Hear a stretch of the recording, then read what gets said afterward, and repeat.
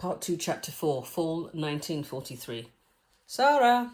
I sat up in surprise, ran to the hayloft's edge and peered down. Julian?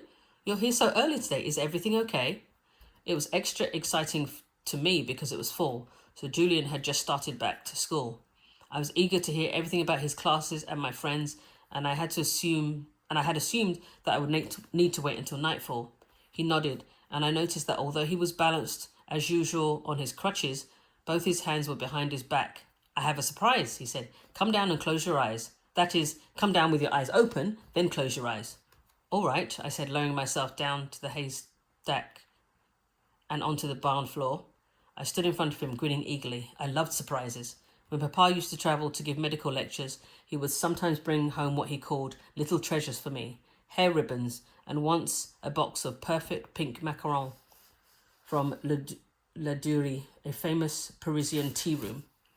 Close your eyes and hold out your hands, said Julian, trying to sound stern. And no peeking, he added. I'm not peeking, I told him, and I wasn't, really.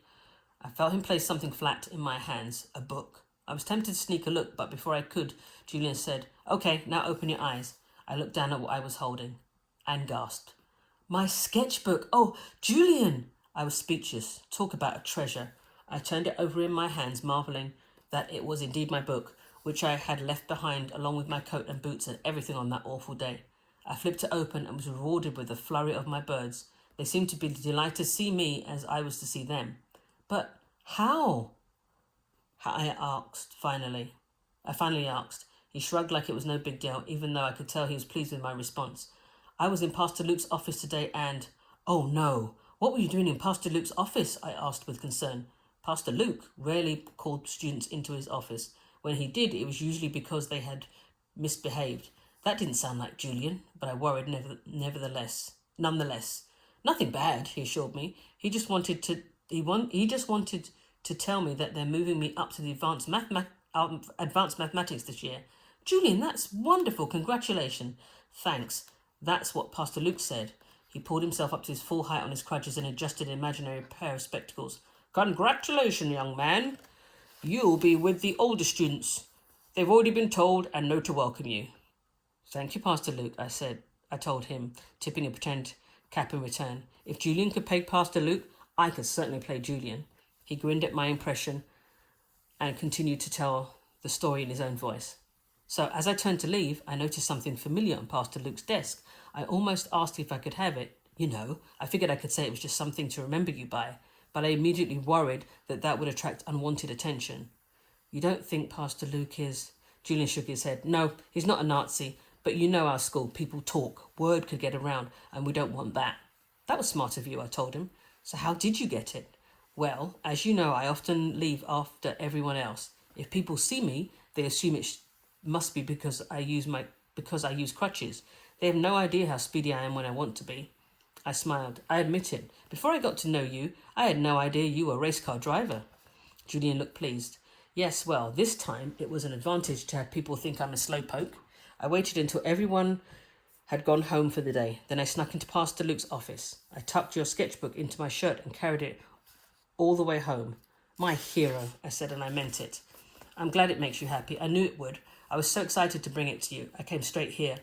I glanced out of one of the boarded up windows nervously. But, Julian, it's not quite dark yet. What if someone saw you? I was careful, I assured him. I took the forest path. He assured me. I took the forest path, like my mum always does. When I got to the barn, I peeked around the front just to make sure, but the Lafleurs, for once, were not at their window. That was very brave of you. I can be very brave when the situation calls for it, he said proudly. Thank you, I said, and I couldn't help what happened next. I reached out and wrapped my arms around his neck in an appreciative hug. He seemed startled at first, but he hugged me back. I rested my head on his surprisingly strong shoulders and breathed in deeply. Hay, soap, a touch of sweat, but not in a bad way. I wished I could tell my friends how good he actually smelled and how wonderful holding him felt. Time seemed to stand still for a moment, but I worried that I was being too forward, so I pulled back. Julian did so as well. He said awkwardly. I looked down, suddenly shy. My stomach was doing flips for some reason. Yeah, so thanks, I said. Sure. Was it strange that I'd hugged him? Did I make him uncomfortable? I wondered. Think of something to say, I told myself. Something normal to set him at ease. So I stammered clumsily. Wait, did you hear that? Unfortunately, I did. Shh! Julian leaned and cupped his hand around my ear. Go back up to the loft and hide, he whispered. Don't come out, no matter what. Hurry. I scrambled up to the loft, wishing Julian had waited just a little bit longer before coming to see me. The darkness was closing in, but not fast enough. I jumped into my bed, covering my head with a blanket. A moment later, I sat up again. A personal-sized lump in the bed? Too obvious. I looked around frantically, but my options were limited. The table had no cloth. There were barrels, but they were closed on both ends, so hiding inside one wouldn't work. Finally, I spotted the only place that offered a chance of invisibility, the hay pile at the far end of the loft, beneath the rafters. This was the area I always avoided because of the bats, but I knew it was the most well hidden. I dug myself a hole and quickly pulled the hay around me, obscuring my face and body. Then I wiggled until I got close to the edge of the hayloft. This way I could remain hidden, but have a decent view of the barn floor below. I wanted to wave to Julian to show him where I was and assure him that I was okay, but if I moved, I might knock the hay out of the way and ruin my hiding place. I stayed as still as I could and watched Julian from my perch. He glanced up in my direction, almost as if he knew I could see him. Then he went over to the car, our magic flying golden chariot. I watched as he opened the hood and looked inside. It seemed like he was trying to fix the engine, which made no sense. The car didn't even have 4 tires, and the ones it had were flat. But when I heard the voices again, I realized why he needed to pretend he was in the barn for some reason, like fixing the engine. The voices grew louder. Whoever was outside the barn was coming inside.